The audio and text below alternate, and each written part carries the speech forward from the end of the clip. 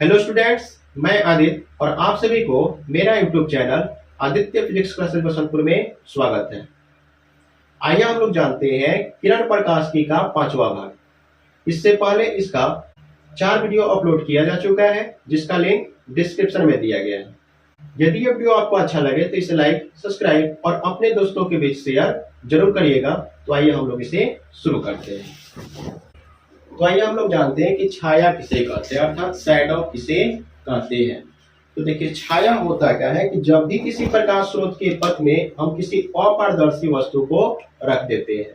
अपारदर्शी वस्तु कहने का मतलब वैसा वस्तु जिससे प्रकाश किरण पार नहीं कर पाती है, उसे हम लोग अपारदर्शी वस्तु कहते हैं। जैसे में ईंट, पत्थर, ठीक है, प्लास्टिक वगैरह, ये सब क्या है तो अपारदर्शी वस्तु होते हैं। इन्हीं वस्तुओं में से किसी वस्तु को जब हम लोग क्या करते हैं, प्रकाश स्रोत के पथ में रख देते हैं, तो इसकी क्या बनती है, छाया बनती है। वो प्रकाश स्रोत के ठीक विपरीत दिशा में बनता है।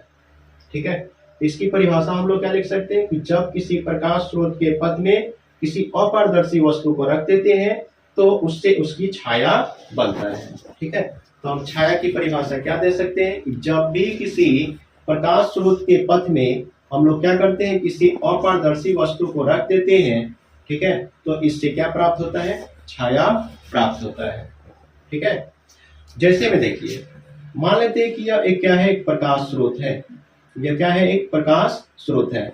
इस प्रकाश स्रोत के पथ में हमने क्या किया, एक AB जो है, एच आकार की एक वस्तु को रख दिया। ये वस्तु जो है अपारदर्शी है, जिससे इसकी छाया प्राप्त होती है। इसकी छाया की लंबाई हम मान लेते हैं क्या कि ये कितना बड़ा छाया बनता है, तो D लंबाई की छाया बनती है। ठीक है, जो पृथ्वी तल से कितना कोण बना लेते हैं, मान लेते हैं थीटा कोण बना लेते हैं।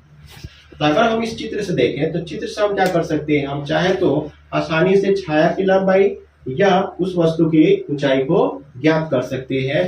तो इसके लिए हम लोग किसका उपयोग करेंगे, तो टेन थीटा का।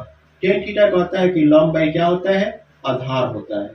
ठीक है, जबकि हम लोग देख रहे हैं कि थीटा के ठीक सामने जो एच है, ये एच क्या है, लंब है, वहीं पे डी क्या है, तो आधार है।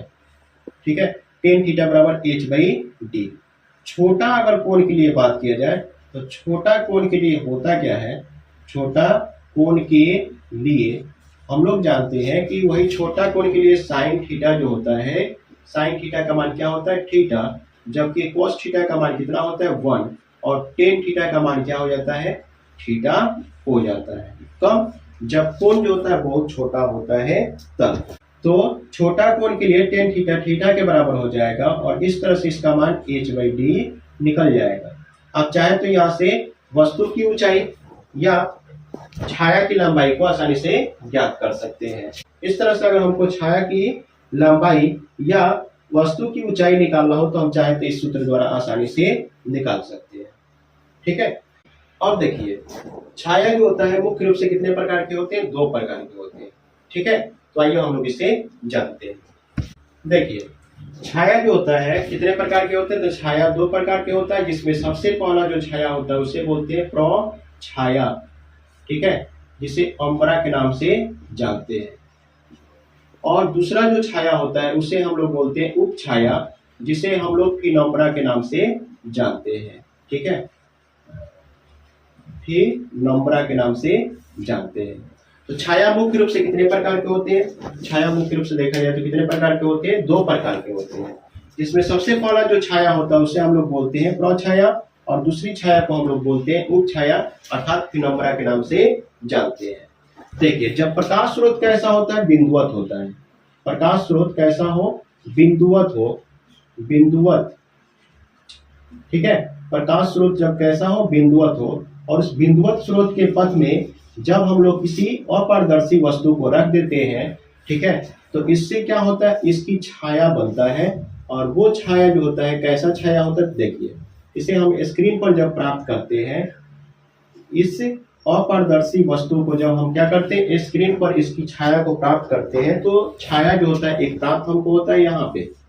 ठीक है, ये छाया ऐसा छाया होता है जहां पे लाइट की थोड़ी सी भी मात्रा नहीं होती है। कहने का मतलब यहाँ पे पूर्ण रूप से देखा जाए तो डार्क होता है। ठीक है, ये पूर्ण रूप से अंधेरा होता है। यहाँ पे प्रकाश की थोड़ी सी भी मात्रा नहीं जाती है। तो जहां पे प्रकाश की थोड़ी सी भी मात्रा नहीं जाए और उससे जो छाया बने, ठीक है, उस छाया को हम लोग क्या कहते हैं, तो प्रछाया अर्थात अम्बरा के नाम से जानते हैं। ठीक है, अम्बरा की जगह पर प्रकाश की कोई मात्रा नहीं रहती है। यहाँ पे जो अगर लाइट की बात की जाए तो यहाँ पे लाइट नहीं रहती है, अर्थात नो लाइट। ठीक है, तो प्रछाया जो होता है कब बनता है, जब भी किसी प्रकाश स्रोत के पथ में, जब बिंदुवत प्रकाश स्रोत के पथ में हम लोग क्या करते हैं, किसी अपारदर्शी वस्तु को रखते हैं, तो उस अपारदर्शी वस्तु का क्या होता है, स्क्रीन पर छाया बनता है।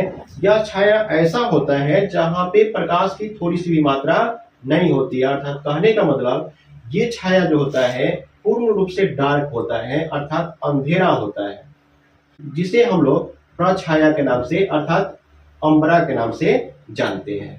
ठीक है, जबकि फिर अम्बरा का कंडीशन कब प्राप्त होता है, तो देखिए जब हम क्या करेंगे कि प्रकाश स्रोत कुछ आकार का ले लें।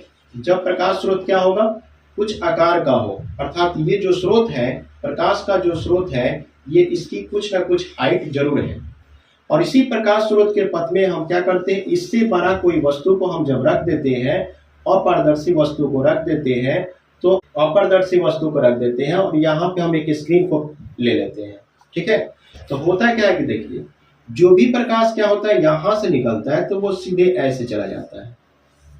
ठीक है, और यहां से निकलने वाली प्रकाश भी ऐसे सीधे चली जाती है, जबकि यहां से निकलने वाले जो प्रकाश होते हैं जो इस तरह से होकर जाते हैं, तो ये प्रकाश देखिए ऐसे होकर चले जाते हैं।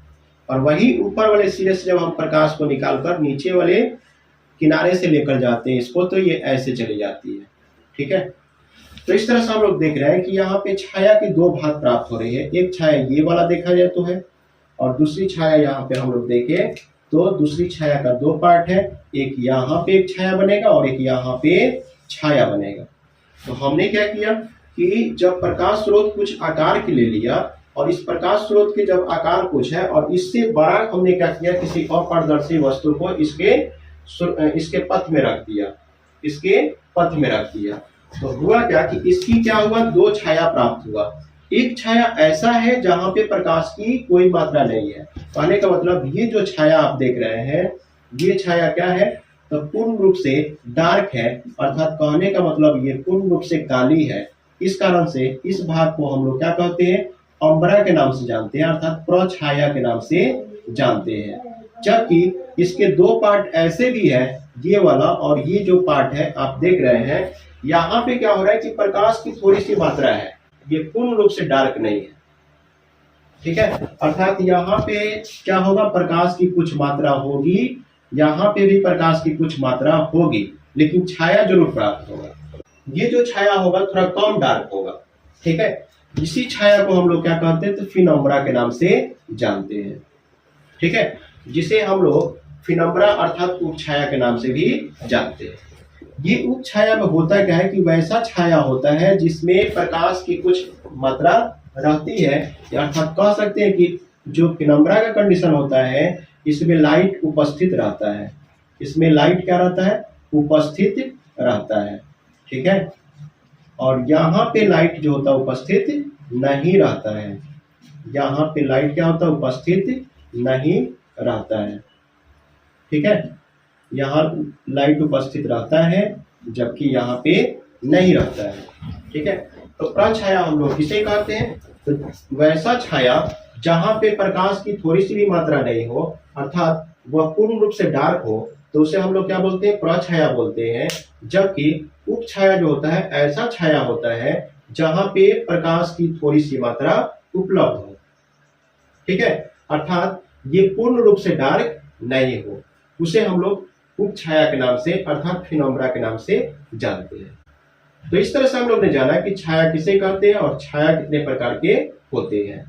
इस वीडियो को हम यहीं तक रहने देते हैं।